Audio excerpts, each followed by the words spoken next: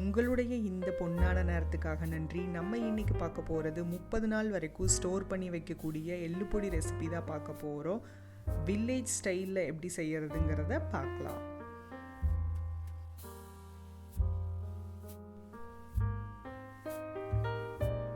First ஒரு பேனில் 1/2 cup எள்ளு நல்லா அலசிட்டு காய வச்சு எடுத்தது. கருப்பு எள்ளு, நீங்கள் வெள்ளை எள்ளு வேணாலும் எடுத்துக்கலாம். எடுத்துட்டு லோ ஃப்ளேமில் வச்சு இந்த எள்ளெல்லாம் நல்லா வெடிக்கிற வரைக்கும் நல்லா ட்ரையாக வறுத்து எடுத்துக்கலாம். அதே சமயம் கருகிடக்கூடாது.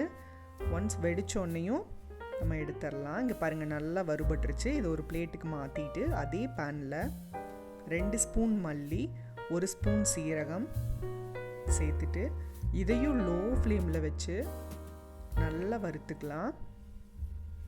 இது பார்த்திங்கன்னா வறுபட்டுருச்சுன்னா கலர் சேஞ்ச் ஆயிரும். இதையும் ஒரு பிளேட்டுக்கு மாற்றிட்டு அதே பேனில் 2 ஸ்பூன் ஆயிலை சூடு பண்ணிக்கலாம்.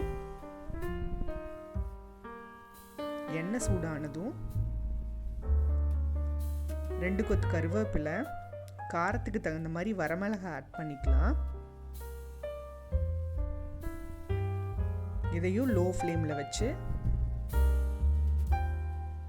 நல்லா ரோஸ்ட் பண்ணிடலாம். இது எல்லாத்தையும் ஒரு பிளேட்டுக்கு மாற்றிட்டு இது கூட ஒரு நெல்லிக்காய் சைஸ் புளி,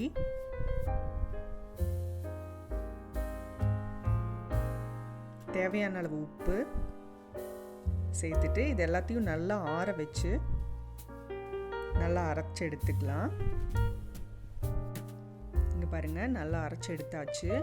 இதை ஈரம் படாமல் ஒரு கண்டெய்னரில் போட்டு ஸ்டோர் பண்ணோம்னா 1 மாதம் வரைக்கும் நம்ம ஸ்டோர் பண்ணி வைக்கலாம். சூடான சாதத்தோடு சாப்பிட்றதுக்கு அவ்வளோ சூப்பராக இருக்கும். நீங்களும் வீட்டில் ட்ரை பண்ணி பாருங்கள். அறுசுவைகளும் சங்கமிக்கட்டும் அனைவரது இல்லங்களிலும்.